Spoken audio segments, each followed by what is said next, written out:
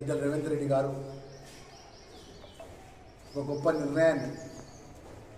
ఏదైతే తెలంగాణ రాష్ట్రంలో ఉన్నటువంటి బలహీన వర్గాలకు సంబంధించిన కులగణన జనాభా ఎంత ఉంది, పేదవాళ్ళకు సంబంధించిన ఫలాలు ఏ వర్గానికి ఎంత చెందాలి అని ఒక లెక్క ఈ దేశంలో 1931లో బీసీ సంబంధించినటువంటి జనాభా లెక్కలు జరిగినాయి. తిరిగి ఈ భారతదేశంలో ఈ రాష్ట్రంలో గౌరవ ముఖ్యమంత్రి వర్యులు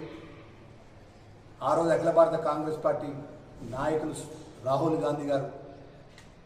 భారత్ జోడో కార్యక్రమాన్ని పాదయాత్రలో భాగంగా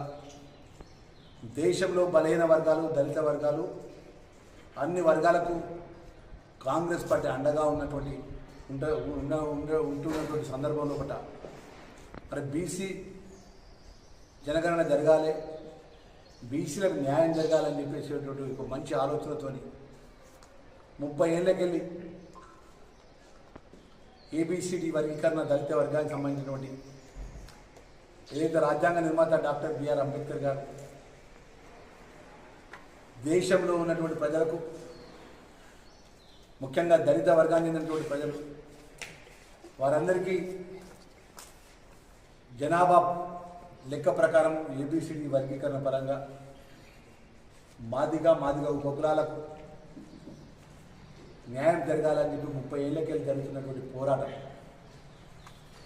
మరి ఆ రోజు ఫిబ్రవరి 4వ తారీఖు మంత్రివర్గ ఉపసంఘం ద్వారా ఏదైతే బీసీ జనగణనకు సంబంధించినటువంటి సుమారు 1,00,000 మంది ఈ రాష్ట్రంలో ప్రభుత్వ ఉద్యోగాలను నియమించి